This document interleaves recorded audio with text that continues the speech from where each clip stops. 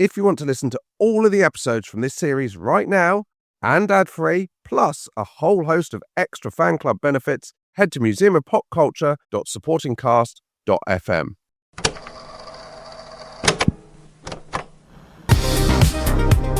Welcome back. It's part 2 of the journey of Sir Clive Sinclair and his beloved C5. Coming up in this episode, Clive launches the revolutionary Sinclair ZX Spectrum computer and he takes the world by storm.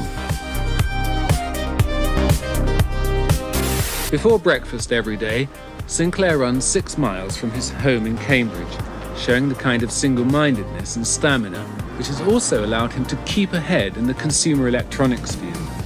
His list of firsts is staggering, beginning with the first pocket calculator. He followed this with a breakthrough in cheap digital watches. Then he brought out his revolutionary 2-inch TV, the Microvision, and, most recently, he's been marketing the first personal computer, the ZX80.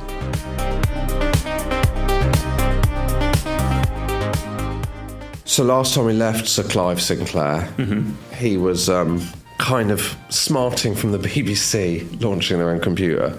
Yeah. But he'd lost to Christopher Curry in that. This was the time of the kind of guy who just makes a load of money from computers in Britain from the explosion. Yes. Can you think of the ultimate example of that? Because I think it'd be nice to start with a story of someone who didn't come up from an inventing. Well, Alan Sugar. Yeah. Lord Alan. Lord Sugar. Lord Sugar. Absolutely. So he's a bit... Well, he's Alan to me, because I wrote for him for a bit. Oh, yeah, he did, of course.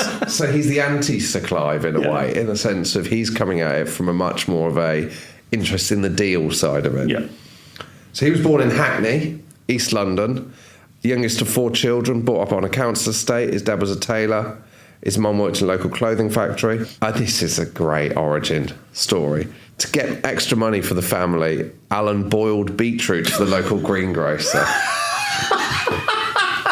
Absolute classic. Winning the title of least sexy job in Britain. It's just perfect for the self-made man biography, isn't it?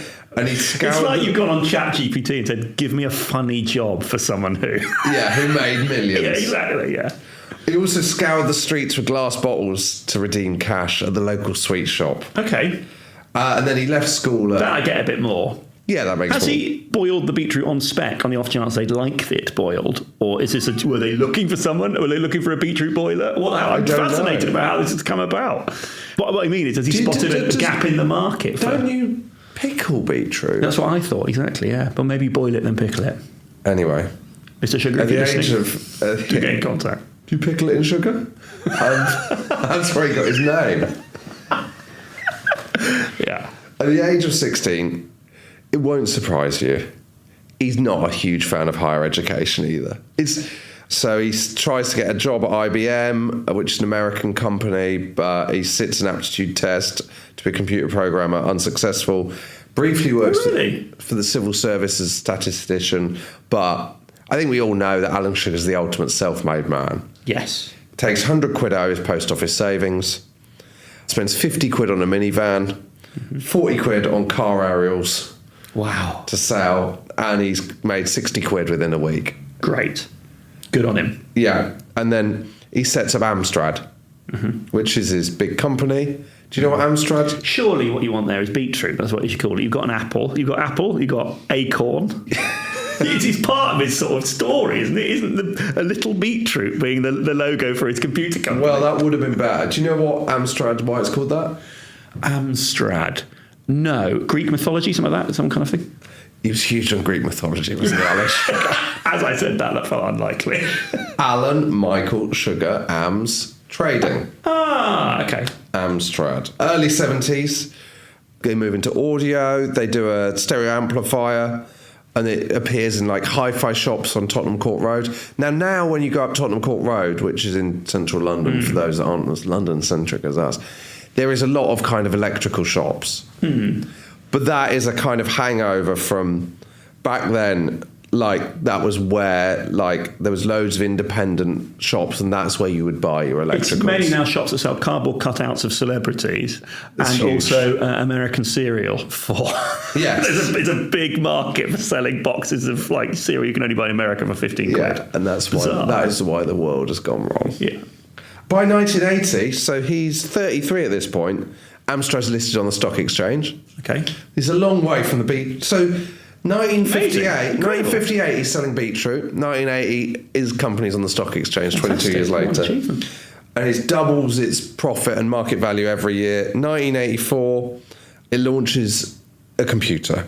The Amstrad CPC competes with the Commodore 64 and our friend Sinclair, but 3 million units of this is sold worldwide. It's used in East Germany. They use it as the basis for their computers. And then he does the word processor, 1985, which he competes with the Apple Macintosh, but his is much, much cheaper. Wow. He basically is an example of how you should do it if you want to make lots of money. Absolutely, yeah. So let's go back to Sir Clive Sinclair to compare and contrast. Okay. Because Sir Clive is just interested as an inventor. Mm-hmm. Alan Sugar, I don't think this would be unfair to say, because you can see it when he's on The Apprentice. He's interested in the business side. It doesn't have to be computers. Yes, it's money making. It could be car aerials. Yes. It doesn't matter to him. He's just interested in... Yeah. So, Sinclair launches the ZX81 after the 80, which is the one that would have been the BBC computer. And it does well. He sells 300,000 worldwide. And this is mad, because you don't think of... You think you can just go and buy a computer. Yeah. He gets it in W.H. Smith, Right. the high street newsagent. And that is like huge, because it's the first time you can just go out and just buy a computer on the high street. Oh, okay. So now, obviously, you think that you could just go and buy a laptop in John Lewis or wherever, or Dixon's or Curry's or So whatever. previously, how did it work then? Mail order. Oh, wow. Okay. Got you. Or specialist shops. Yeah. Or specialist computer shops. Or you'd have to order it online. But you couldn't order it online because you couldn't order computers and anything. Exactly. It was an absolute disaster. Yeah. But It's like when you buy the scissors and then they're connected with something that needs cutting off. That's so interesting. That's amazing. That little change of access, isn't it, really? Yeah, of people totally. being able to... And also, marketing-wise, going into a shop and seeing this thing must have had a It's huge impact exciting as well. So when I was 7 in 1990, which is only 8 years after this, we went to Dixon's in Newton Abbot in Devon, and there was a Commodore 64, which was probably 8 years old, playing out a football computer game. And I was like, I just couldn't imagine that existed. And then we bought it, and it was really... I should have bought a Nintendo. But I didn't know that existed. But because I'd seen this in Dixon's, you just buy it. So that's interesting. There's like, it's like the new thing. Do you know what I mean? It's like, you don't really get it now so much. But I suppose it's not dissimilar from when something pops up on your Instagram and you go, oh, that looks good. I'll just buy that. I'm more alive than ever before. I've been to my Commodore 64. My friends are knocking down my door to get into my Commodore 64. It's mind-boggling. Commodore 64 lets you play hundreds more games than any video machine, plus draw, program, even do music. I'm more alive than ever before, and my friends are knocking down my door. 'Cause now we're into so much more. We're into our Commodore 64. Were you expecting to buy this when you went in? Was this a No, thing that I happened as a think I surprise? said, can I have that for Christmas? Okay, right, yeah. Yeah, we didn't just buy. Oh, let's just buy. On a whim. Very different childhood to mine. No. It was like, oh, I want that for Christmas. Whereas what I should have done is gone, oh, you can get a computer. I wonder what the best one is. It's the same price that doesn't involve Something's already- cassettes. It's been out for 8 years. Yeah. So the ZX81 is a huge hit. By February 1982, they've sold 500,000 a year. Wow. In 1982, they turned over 30 million. The year before, they've turned over 4.65 million. Amazing. Then, more success for Sir Clive. The ZX Spectrum. This is the first computer that had what? This is the first computer that had what? A floppy disk? Colour. Colour screen. Colour. Okay. So, while his big rival, the BBC Micro... Yeah, sorry, floppy disk was such a boring option, wasn't it? Because you sort of presented it to me like it was the big... Here we go. Come on. Yeah, you tap this Let's in. get this up for Instagram. Rather than saying, Tom, can you find the 2 most boring nerds you could think of? The viral clip for Instagram is going to be, this was the first computer with a floppy disk. Share that on your Facebook wall. Let's get the hits going up. Join the fan club now if you want to hear the episodes ahead of time. Here's a little sneak preview. Yeah, include the word floppy disk to get 10% off your subscription. Yeah, hashtag floppy disk. Sorry. So the BBC Micro is 235 quid. The Commodore 64, which is the big rival, 350 quid. The Spectrum is 125 quid. Wow. The 16K version. Okay. 175 quid if you want to hit the mighty 48K. But this is also a time in Britain of deep unemployment, 3 million unemployed. So a cheap computer is a big seller. It's not like everyone can afford a Commodore 64. Yes, of course. Manufactured in the UK, manufactured in Dundee. This is a great British success story. This is Clive's description of it, which I would describe as totally missing the point as to what people are using it for. So you can store the names and addresses of your friends on it. That's so sweet. And in conjunction with a printer, print out address labels for your Christmas cards. Who's he aiming this for? Pensioners. Or a businessman could store his expenses on it and compute them each day. That's useful, to be fair. As with any computer, indeed, but we wouldn't like to suggest the home is going to be run by it because we don't think that's the way computers are going. That choice to say that at the end, that this is going to be good, but it's not going to become all-encompassing and particularly useful. Come on, Clive, sell it. Exactly, you've got to back it, mate, come on. We would say the iPhone, don't get addicted to it. Yeah. There's a lot of time wasting on here, so we are launching this product at you. But there's a bigger life outside your screen, guys. Go outside, see people face to face. He hasn't even mentioned the floppy disk as well. That's a big one. Wait, no, and then he says, and can you guess what this is the first computer to feature? And there's one boring shit at the back, put their arm up and said floppy disk. Yeah. But that's not why people remember the Spectrum, is it? No. What would you say is the main...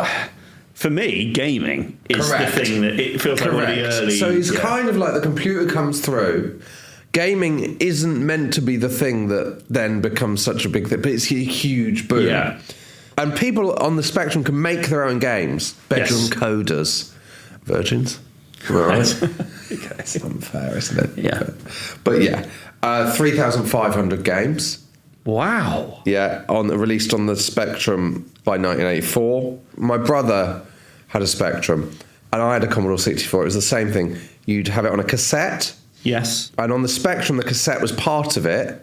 On the Commodore 64, you had to have a separate cassette deck that you'd plug in. Okay. And then you'd press play, and it would genuinely take 10 to 15 minutes to load the game up. So would you have to go away and do something else? Yeah. Okay. Well, you wouldn't have to. Put some pasta on. You wouldn't have to. Quite useful. Yeah, I never put some pasta on. When the penne's al dente, when your game boots up. So you'd load up Paperboy or whatever, you'd press play, and then it would play. And then if you wanted to play something else, you'd have to turn it off, load that up. Yeah. So it was like each time... Or you could sort of start adding the names and addresses of your friends onto it. Exactly, yeah. Which you didn't have many because you're at home waiting for Paperboy to load up. So you'd put this tape in, you'd wait 10 minutes, it would boot up, yeah. And then you'd play the game, but then every time you turned off the computer, you'd have to restart. Okay. So it's not like the game then was on the computer. Got you. So games are selling for about 15 quid, which is quite expensive. Also, there's a black market because you could just tape to tape them. Oh, could you? In the way that tape to tape killed music, it also was obviously... okay. It didn't kill music, but that was the... So it was a tape in the true sense of a Walkman type tape. That's it was genuinely like a cassette, yeah. Amazing. So I didn't have any of this. I didn't even have a TV until I was 14. So I didn't have any computer. It wouldn't have been any use for completely. you. First screen we had was a Game Boy. So none of this stuff before. I didn't know that. I didn't know it's actual tape that went in there. Okay. Yeah, and it's quite an exciting time for nerds like myself.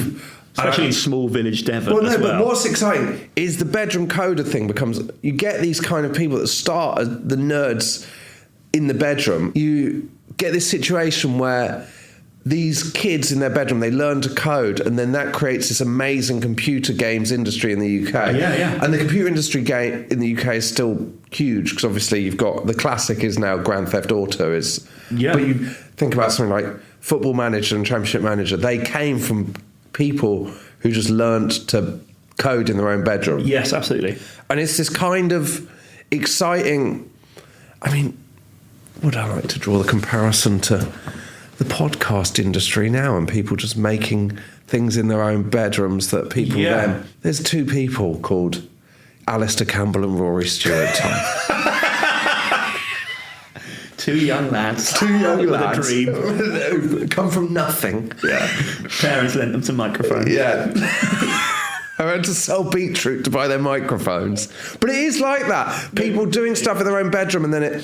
There's also a real artistry behind it as well. Like, it's creating these things that people enjoy, worlds, stories, characters, all this sort of stuff. It's an amazing thing. So Rob Cousins, who was like a coder at the time, he said, the vibe in the computer industry at the time was something akin to a revolution. Yeah. The creative companies of the time thought we could conquer the world. There was a tremendous camaraderie and was a very exciting time with young programmers working out of their bedrooms, constantly coming forward with ideas. That's so interesting. I think there was a similar explosion of that sort of thing around the time that games were first made for the iPhone and for phones. Yeah. There was a lot of sort of stuff made from young programmers at home who went on to make loads of money as these things exploded. And it was the same when they invented the wheel.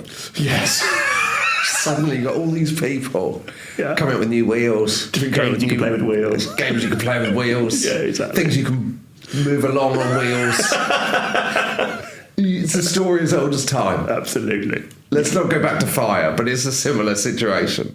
There's a sensational range of gifts at Curry's now. A massive choice at unbeatable prices. Personal stereo at Curry's starts at an incredible $9.99. And the new Sinclair Spectrum Plus 2 with free joystick and software. Curry's, no one beats our prices, guaranteed. So it becomes the UK's most sold computer, the ZX Spectrum. Amazing. By 1992, it sold more than 5 million. Wow. A quote in 2004 from Clive, and I don't believe this. The other day I learned... I know we've sold 5 million, but once again, it's not that great a computer. It's really not going to affect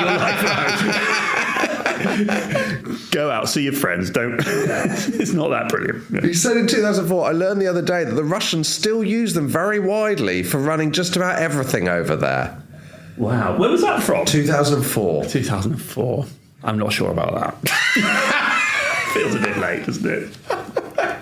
Yeah. So, big games were like Jet Set Willy was one of the big ones. Manic Miner, School Days. Daley Thompson. There's a documentary about Daley Thompson on the BBC that I watched last year. Manic Miner's about a kid with ADHD, isn't it? Is that right? Yeah. Manic Miner also, because it was 1984, a lot of it was just him on the picket line. You had to jump on scabs to kill them. Type in the word scab over and over and over again. Yeah, absolutely. Daley Thompson, there's a documentary about Daley Thompson. Incredible game, that. Yeah. So he said in that every day someone would come up to him and they'll ask him about the Daley Thompson computer game rather than he gets that. Yeah. So that was just decathlon on the computer. So it's a huge, huge success. Do you want some numbers? Love some. To do with the games, or just going to sort of know some? Just give me some. Which one? Get out your Sinclair calculator. Have you got any numbers you want to throw in first? 6. Yeah, that's one of them. 69, that's a funny one. Do you know what? Unbelievably. So pre-tax profits of 1983-84 were 14.28 million. The turnover was 77.69 million. So you got your 69 there. Not bad. So it's the time of computer millionaires, basically. And he's got Clive. You're like, cash out, Clive. Mm-hmm. For the love of God, don't blow this. He's got a lot of shares in Sinclair Research. You don't need the number. And he's going to sell basically 10% of his shares, which would net him £123 million. There's something about the entrepreneurial spirit and the type of inventions at that point where these steps felt so exciting. I never played the ZX Spectrum, although I didn't have it, but I remember early let's say Game Boy for me is a good example. Yeah. It was so different to anything I'd experienced. I couldn't believe it. In a way that I think now, there's still these incredible leaps, but just I'm so used to everything just being, anything could happen and it's fine. There's this thing that's called Google Glass. I think you put these glasses on, you can see your computer as you walk, and it was like, oh, yeah, right, yeah. But then it was like, it's completely shifting what is possible in the way that you know, let's say in recreation. In what we're saying, Tom, is the past was a better time. Completely, yeah, absolutely. I will say it till my dying day. Yeah. So he's on the Sunday Times Rich List league table. Of the computer millionaires, there's a Sunday Times league table. So Clive's at the top. Then you've got Herman Hauser, who's on £79.8 million, and Christopher Curry, Hauser and Curry were Acorn. He's on 64.5 million. And of course, that's 80s money as well, so that's going to be so much. Yeah. But the problem is he can't really sell up. Right. Why can't he sell up? Because here's a quote from a man called Philip Beresford: the high-tech millionaire knows that to sell would undermine market confidence in the company and leave him with a pile of worthless paper as reward for decades' hard work. And it probably hasn't come to the market for personal wealth. Clive isn't in it for the money. No, it doesn't seem to be that Other way. people would just cash out, but he's driven by innovation and wanting to do something. And so he is unbelievable at this point how big a deal Sir Clive's come. 1983 is Guardian Young Businessman of the Year, which he doesn't feel entitled to because he says he's not a businessman and he's 43. Right, yeah. And then in the same year, he's knighted. Wow. So he's knighted basically about a year or two after the ZX Spectrum's come out. Yeah. He's knighted only 8 years after his shit watch. Yeah. 1983, there's a general election. Margaret Thatcher is about to be elected for the second time. She's about to be re-elected for the first time, in a way. Mm-hmm. Not in a way, that is true. Elected for the second time. And she's done all this economic kind of shock therapy, all these cuts, all this thing to try and get the British economy going. And the Observer asked her to name one single success story. And she obviously says the obvious and quick one is Sinclair Home Computers. She said he is her favourite British businessman. She goes to Japan, she says, I knew I was going right to the heart of electronics. I thought, what can I give Mr. Suzuki, who's the Prime Minister? She gave him a Sinclair home computer. Wow. And she said, look, there we are, first with it. This is a small home computer. You press that button and the game will shift. There was a brief moment where we were ahead of Japan in terms of computing and technology. It does feel a bit like we've let it slip then in that case, isn't it? Well, I suppose America's always going to triumph in those situations because of its size, isn't it? And this is when we come to the electric car. Amazing. So he couldn't be riding higher. And I think that's part of the point, which is one of the problems. Couldn't be riding lower. Yeah. Is that there's so much on this because it's like, I know this sounds weird, but like it feels a bit like Oasis releasing Be Here Now. That when you're that high up, the thing you release, when everyone's going, this is the ultimate genius in the world. Yes. There's so much pressure on the next thing you release, you don't want it to be humiliating. Yeah. Yeah. So, this is the 1980s. When do you think the first electric car was invented? Do you mean to market or in general, just the idea of it? The idea. Well, because we're talking about the C5 here, and I hadn't really thought about that, I suppose, as an electric car per se, but obviously is.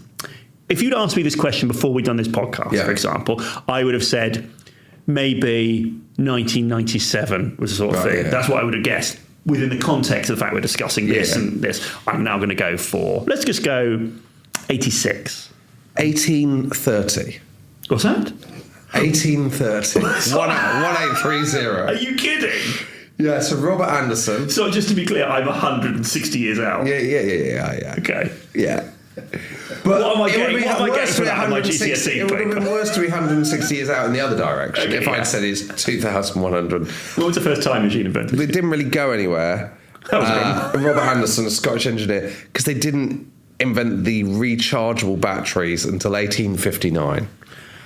It's still a long time ago. 1830, an electric car is invented. Robert Anderson had a go at one. In 1842, another Scotsman, Robert Davidson, had an electric locomotive. Wow. And it was broken by some malicious hands, almost beyond repair. Right. And the contemporary consensus was that was railway workers who saw it as a... No. You know how you get now...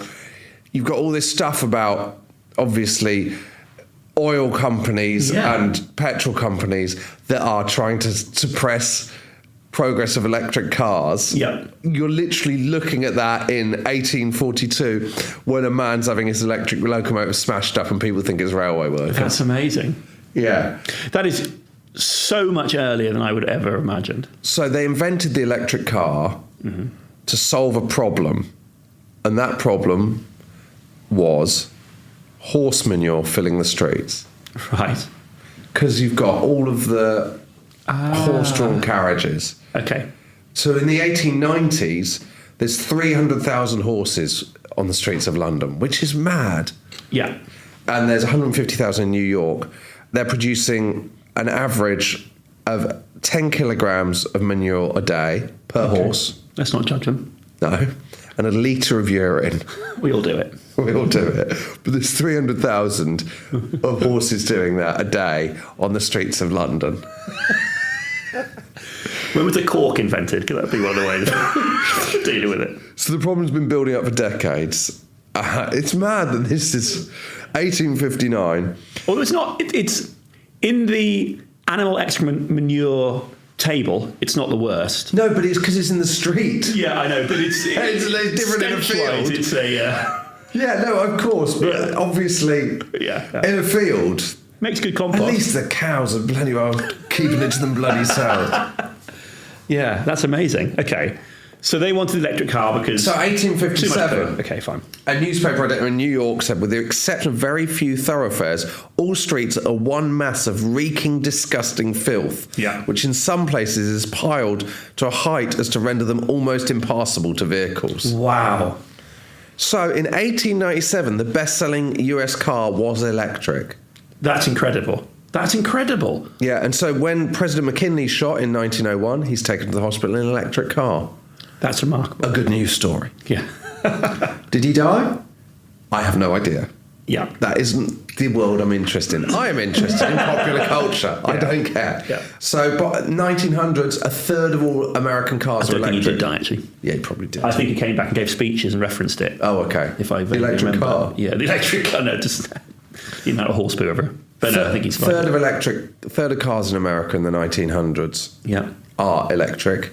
Incredible. But then they take on a new connotation. It becomes seen as, this isn't me saying this, it's a different time, as women's cars. Right. So were there loads of these charging stations, like down the road? It's sort of all these 19th charging century. stations you see now have just been put back out. Right, okay. Just been cleaned up.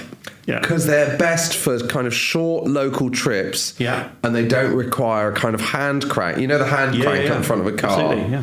So they're good for women. Yes. That's what the view was. Mm-hmm. So there was an advertisement for Babcock electric vehicles in 1910, and the slogan was, "She who drives a Babcock electric has nothing to fear." Okay.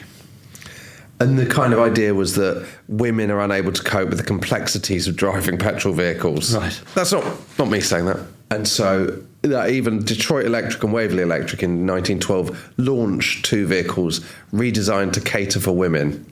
Right. So as well as being electric, they're operated from the back seat with a rear-facing front seat to allow the driver to face her passengers. You have to explain that clearly. Sorry. So I'd be driving forwards. Yes. And you're in the front seat, you're facing me, and I'm driving from the back seat. Am I directly in front of you? No. Yeah, but I suppose you could just see past your... So is it a really long steering wheel? No, I imagine it comes through the vehicle and then the steering wheel. Okay, I've got you. Like, on a ship. Okay, I'm with you. They don't have a big... The steering wheel's not coming from the front to the back, is it? Okay, I'm with you. I can tell you, actually, Craig. Fantastic. There was an old-fashioned tiller rather than a wheel. Ah. And that was less stressful for the women. So this is where the electric car went. And by the 1930s, petrol has gained popularity due to the kind of limitations and the fact it's impractical to charge electric vehicles. And then 100 years later, we're kind of back where we started. But in the 80s, the electric vehicle is dead. By 1978, there are 17.6 million vehicles in the UK. Yeah. There are 45,000 electric vehicles. 90% of them were? Probably milk floats. Correct. There we go. Ding, ding, there we go. And basically, this is the world we're living in. Like 1983, which is just around the time when Sinclair's like the toast of Britain, that is the year that seatbelts in the front seat become law.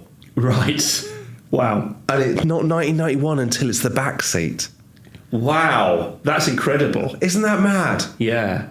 The seat that always amazed me, which I think is now illegal, as a kid, was the back seat of a Volvo facing out the back towards oncoming traffic. Remember that one? Where basically the boot would be additional seating, and you would look out of the rear window, like facing the thing that was coming up behind you. It was really fun, but in retrospect, very dangerous. And so it's time of innovation in travel. This, I think, is a good innovation in the 80s. Toddington Service Station, they offered a power nap scheme for travellers. You could rent a room for 3 hours, including coffee, for £5. Great idea. Great idea. Would use. Would use. Yeah. CD? Would you only allow people in on their own? That can still be seedy. I think you've got to just have faith that people are using it for innocent reasons. But the key thing is 1980, March 1980, the government abolishes motor tax for electric vehicles. Okay. So that leaves Clive with one of his... There is things which go, electric vehicles could really work. At this point, was this for any reasons of environmental... No. There's none of that stuff at that point. Okay. So 93% of cars travel less than 60 miles a day. The average distance of a car is 13 miles. These are all things that make Clive go, if you had just a cheap, easy electric vehicle. So he launches around locally, I guess. Yeah, virtually all journeys by pedal, cycle and moped are less than 6 miles. He's thinking, imagine a tax-free electric vehicle. He launches Sinclair's Vehicles Limited in March 83 to develop electric vehicles. Okay. And he uses capital generated from Sinclair Research plus selling some of his own shares for this new venture. And he says at the time, we've already started a detailed design for an electric car. And people are thinking, this guy, he invented the calculator. Yeah. He basically invented the home computer. Yes, this sounds mad. Yeah. He says, I realise that General Motors are working on the same thing, but I'm not particularly nervous about that. And I'm sure they're not very nervous about me either. It's a case of a mutual lack of nervousness. And what emerges from this is the C1, right, which doesn't really see the light of day, and then the C5 is the big one. Okay. Do you know what why you chose C? Charge? Clive. Yeah. It's the Clive 5. The Sinclair Clive 5. I should have seen that. Yeah. Okay. Let's bear in the word he wants. He wants vehicle rather than car for this. Yes. Okay. And I think we can agree it's not a car. Yeah. So by April 84, half a dozen people are chosen, and they're sworn to secrecy to start manufacturing the C5 in the factory. Okay. Yeah. It's in the Hoover factory. They're making it, the Hoover people. And they've set up an assembly line. It's in a different factory. Mm-hmm. It's linked to the main factory by an underground tunnel. It's all very exciting, okay? Right, okay, yeah. And it's got its security locks. It's like... and there's no leaks that come out. There's some news stories and they're completely wrong about it. No one knows what this vehicle is going to be. I'd be really scared walking down an underground tunnel in the Hoover factory. Suddenly it's going to become...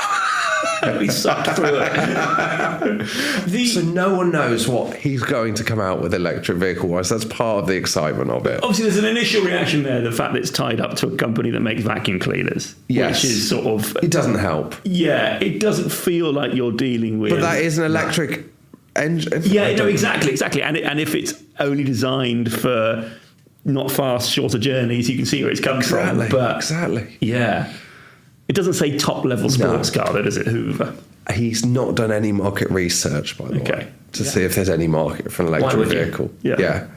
The advertising agency said this is based purely on the convictions of Sir Clive. Right. But that's kind of what an inventor is. Yeah. An inventor isn't someone who's done some market research and gone, oh, this is what the public want. They've gone, this is what the public needs. Yeah. And I love that about him. I love that his history shows that in the stuff that it's just, this is something that excites him. He's really sort of taken time to see whether he can progress an idea, and it's just, sometimes it worked out, sometimes it hasn't. So a competitor says in The Economist, and this exactly sums up the mood. Yeah.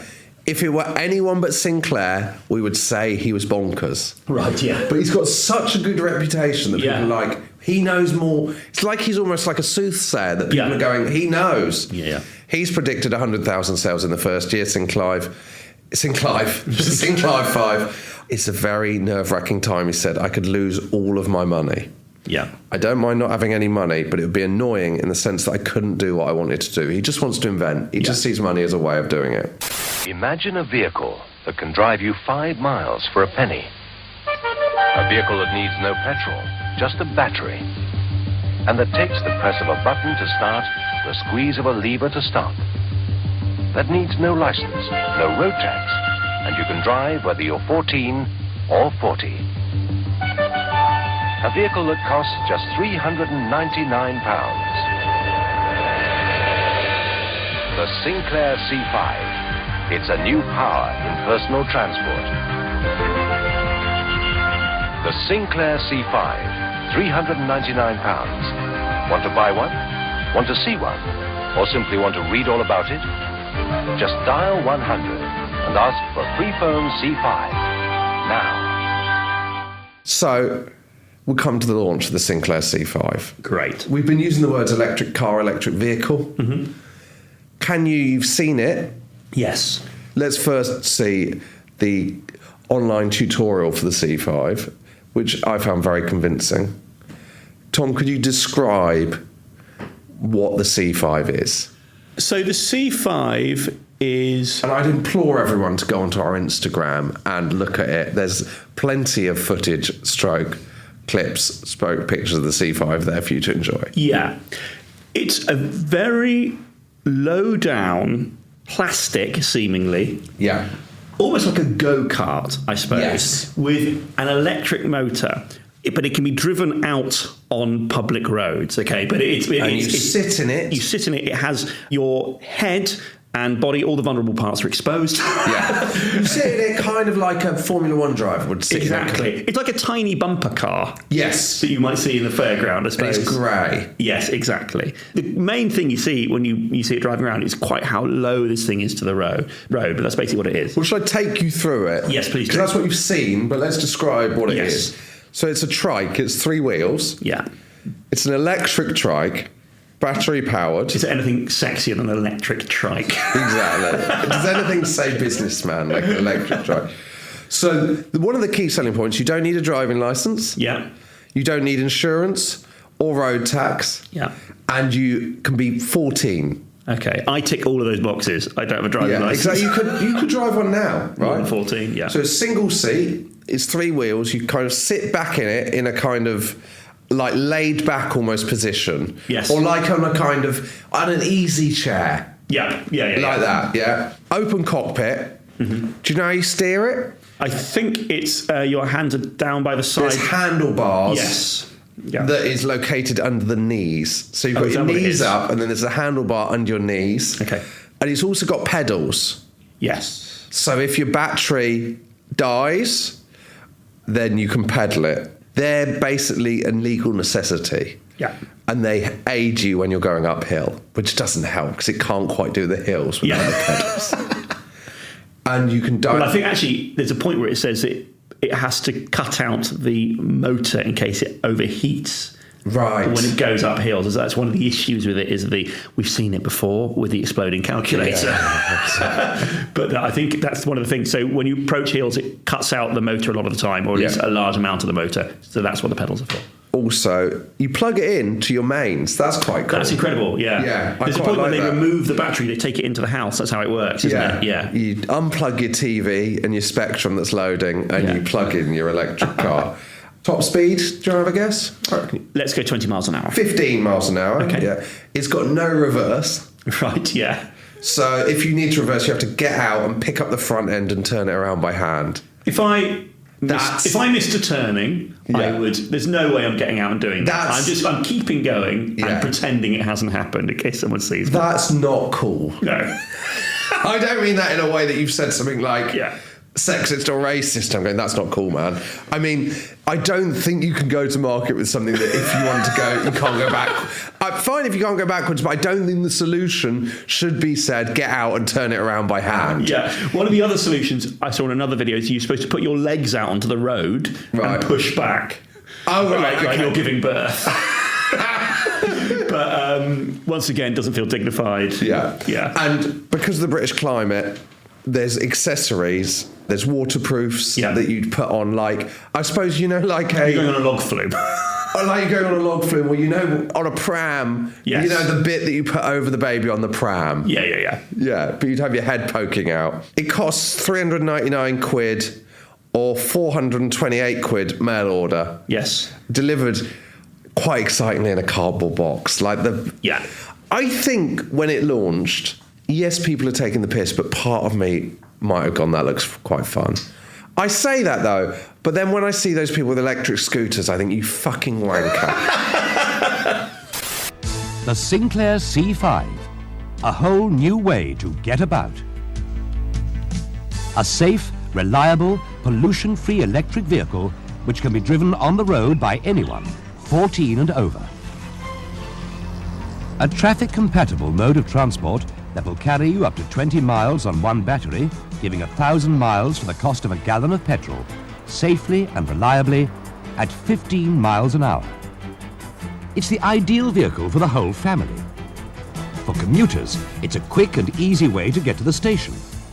At 20 miles for 5 pence, it's very economical, and parking couldn't be easier. There's a few things from that infomercial that I think kind of go against that. Firstly, that all of the actors in the infomercial, when they're driving it, look shit scared. They look really scared. And that's in an advert.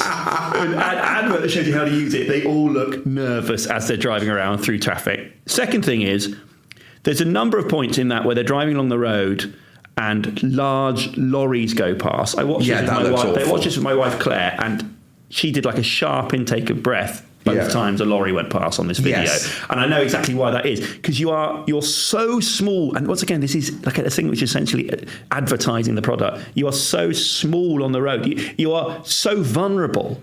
Your head is also at the height of an exhaust pipe. Exactly, yeah. And exhaust in those days was back from it. Exhaust in those days was much more brutal as well. And then the other aspect of it is the 14-year-old aspect feels. I don't know. There's this idea. They use this idea in the video of how to use it, of the whole family setting off. That's the thing I find really amusing. It's like the mum, the dad, and the two kids setting off to wherever they're going in their Citroen C5s. It's the way Sinclair C5s. Sinclair C5s, yeah, exactly, yeah. The way they've sold it's kind of unusual. This idea that single, independent people will travel around. Also, I think it feels futuristic. It doesn't look unlike the vehicles in the film Tron. Yes, yeah. But the problem is, those things exist in their own world. Yes. The moment you put them on a suburban motorway, that's when the problems arise. Yeah. The moment when you put them on an A road outside St Albans. The clash of cultures, the future loses. Yeah, completely. There's even a bit where if everyone was in a C5, if we said everyone's in one, it would be brilliant. Yeah. But the world is already taken up by giants, and you're coming along. Do you know what I mean? Absolutely. There's a bit in the video as well where they talk about how it's useful for shopping as well, and they have this woman who's gone in to do some shopping. She comes out and opens up, this is my other major problem with the tiniest boot in the world. Yeah, it's so small. And she's struggling. Once again, this is in an advert. She's struggling to get her shopping into the boot. Yeah, which it's is mad. Consistently, they're trying to sell this thing, which even in the advert, it seems dangerous or impractical or not that useful. And that's what worries me, is in this thing which is trying to sell it to me as a good idea, even there it looks like a bad idea. Included with your C5 is a road safety guide, specially prepared by the Royal Society for the Prevention of Accidents. New legislation means that no road tax or license are required. Insurance is not compulsory, but is available at specially negotiated rates through a leading insurance company. The Sinclair C5 is a fun vehicle for all the family. It's easy to drive, it's quiet, exhilarating, and extremely safe. It launches on January the 10th at Alexandra Palace. Yeah.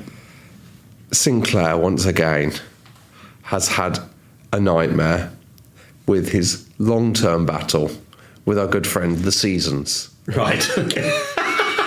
Yeah. You didn't think that the Seasons would come up twice in this story. But Is it really fast in summer and really slow? It's not that issue, is it? Okay. No, the issue is you shouldn't be launching the Sinclair C5 on January the 10th in the freezing cold when it's such an exposed thing.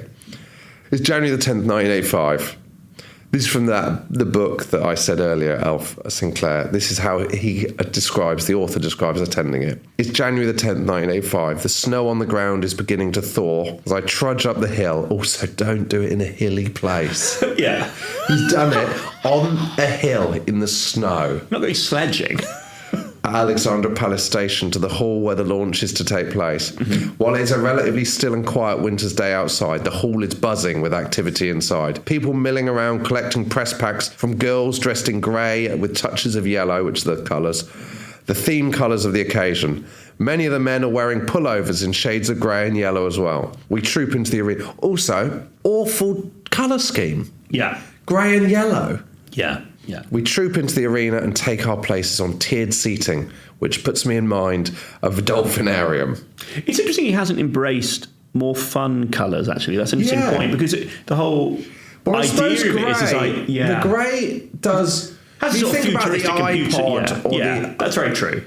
But it still feels like the sort of thing that you could have in a range of colours, and you embrace the fact that this is this fun, novel, different type of vehicle, basically. Further down, I don't think it would have saved it to have a pink one.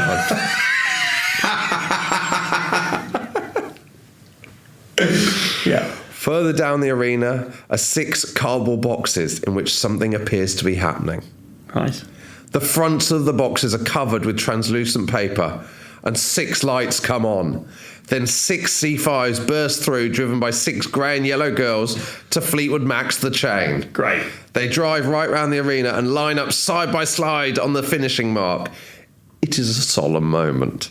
The event was staged in Sinclair's usual glitzy style, with women handing out press packs with a variety of promotional giveaways: magazines, hats, pullovers, t-shirts, keyrings, sun visors, badges, mugs, bags, and even a C5 video game. Amazing.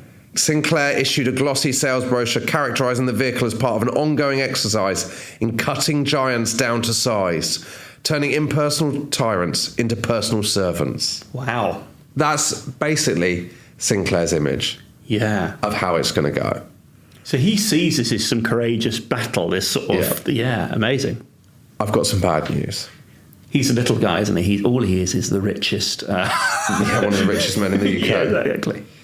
So the launch doesn't go well from there. No. It is, in some words, an unqualified disaster. Okay. So, first thing, a large number of the demonstration machines don't work. Oh, no. The journalists are given a go on them. So the timing, obviously, we've discussed that. It's the middle of the winter. It's on the top of a snow and ice covered hill. What's he doing? In his words later, the ground was covered in snow and we hadn't realised that the batteries virtually packed up in freezing conditions. Oh, It no. was a crazy time to launch it. God knows why I did it. They give the journalists a go in the C5s. The Sunday Times calls it a Formula One bath chair. Right. Its reporter had travelled 5 yards outside when everything went and the motorised plastic lozenge rolled to a halt with all the stationary decisiveness of a mule. They get Sterling Moss, the famous Grand Prix driver, to demonstrate it. He runs into problems on the roads outside Alexandra Palace. The Canadian newspaper, The Globe and Mail, so it's an international thing, described this as a jaunty smile on his face as he breathed some of the worst exhaust fumes in the world, splashing almost directly into his face from trucks he could almost drive underneath. Oh, no. He ran into problems when he reached the hill. It was this point he realised the battery had gone dead. On a cold and foggy London day, the great man was visibly sweating.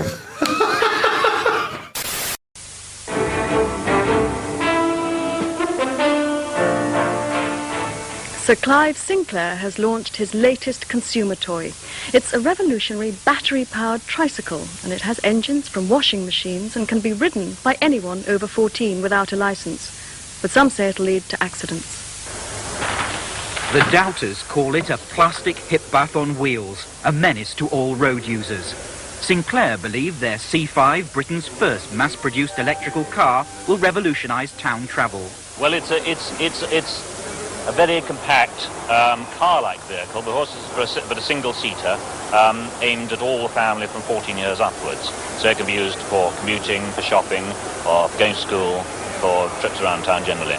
To coincide with today's launch, Sinclair demonstrated the C5 on private roads in Berkshire. The three-wheeler has a top speed of 15 miles an hour. You steer using handlebars down by the seat. Its battery-powered engine, made by Hoover, is adapted from their washing machine unit. The C5 costs £400. By law, anyone over 14 can drive it. It's actually easier to drive than a bicycle. The real beauty about this machine is you don't need road tax, insurance, you don't need a license, you don't even need crash helmet. But there are obvious disadvantages. The tiny C5 is dwarfed by other traffic. The driver is also exposed to car fumes. Its critics predict chaos on the roads. The idea of 14-year-old kids taking these things on the roads like today, no license, no insurance, no training, no seatbelt, no skid lid, no protection, frankly horrifies me. Despite the critics, Sinclair hope to sell 100,000 vehicles in the next 12 months. Paul Davis, News at 10, Berkshire. Why has he not just pulled the plug, for one of it? That's the perfect phrase. But why, surely, or at least move it all indoors? You're at Ali Pali. Well, I don't think they didn't realise that the cold would be a problem. Yeah. And I suppose there's an argument. You can't say to the journalist, we can't take this out on the road. It's a bit cold out. Yeah. So the reviews come out. Okay. They are almost uniformly bad. Okay. Your Computer magazine, which I imagine Clive reads religiously, says a periscope would be handy if you intended on driving the C5 on busy roads, since your head is at bonnet level. Yeah. A lot of people talk about the safety.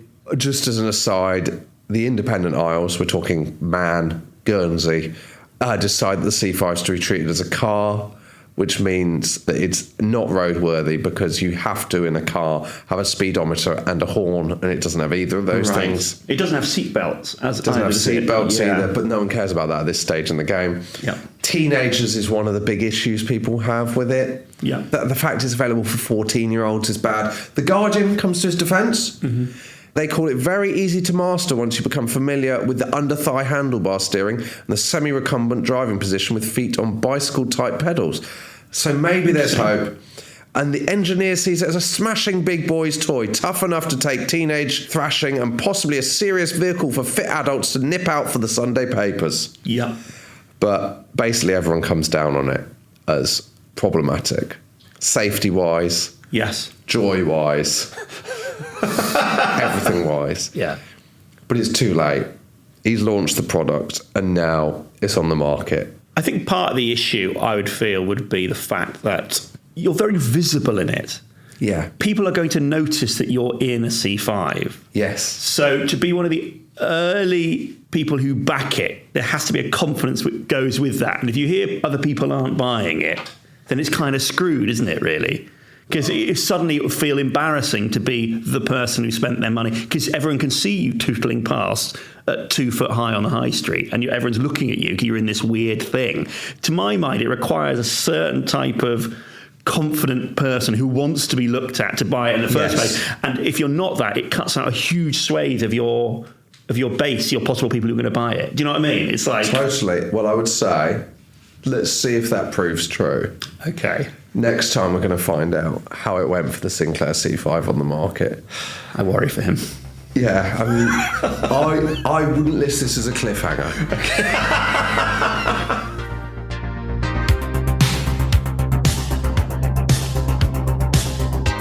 That is it for part 2. I'm sorry to leave it there. In part 3, we witnessed the disastrous launch of the C5 and the collapse at the same time, awkwardly, of the computer industry, leaving Clive in what can only be described as an incredibly perilous position. Now, when Sinclair said he was going to produce an electric car, all of us, let's face it, thought he'd produce a vehicle that would carry at least 2 adults and do a pretty good job of taking them around their daily work. Well, we were wrong. If you want to hear that and the rest of the series now, right now, museumofpopculture.supportingcast.fm, or click on the link in the show notes to join the Museum of Pop Culture fan club. Every museum needs its donors. Follow us on social media at Museum of Pop Culture Pod to see the links and clips that some of the things we've discussed in the episodes today. Oh, it's a haven for Clive Sinclair pictures. Also, there's loads of other great pop culture clips. Follow it at Museum of Pop Culture Pod on social media. But until next time, it's goodbye from me and it's goodbye from Sir Clive Sinclair.